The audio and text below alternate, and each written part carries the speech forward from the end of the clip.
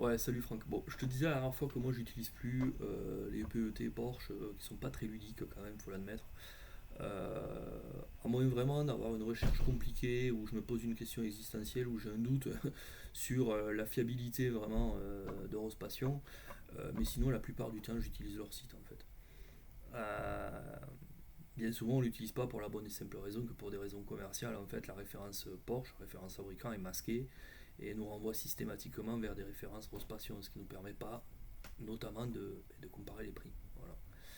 En fait, le truc, c'est d'aller sur la page de ta pièce et de faire un clic droit sur une zone en grise, pas sur la photo, parce que sinon tu vas avoir des renseignements liés à la photo. Tu prends une zone en grise comme ça et tu fais afficher la source de la page. Ça marche avec tous les navigateurs, y compris dans Android, sur ton téléphone.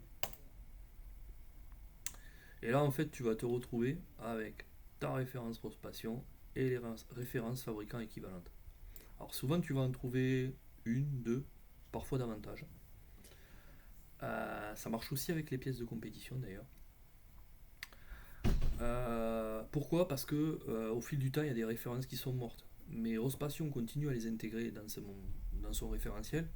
Parce que si quelqu'un tape une référence qui est morte, ça le renverra automatiquement vers la référence actuelle. Parce que leur but, c'est quand même que tu trouves satisfaction et que tu achètes des pièces. En clair, si tu trouves pas avec une, cherche avec l'autre. Mais bon, pour ça, les recherches que tu vas faire derrière dans Google ou quoi sont relativement bien faites. Et les concurrents également font toujours vivre, en fait, renvoient toujours des références mortes vers les nouvelles références.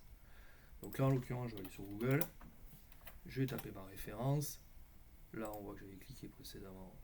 J'ai le renvoi vers les pièces du marque JP Group et Sash. Donc là, en l'occurrence, Sash, c'est le montage que proposait Eurospation au tarif de 211 euros.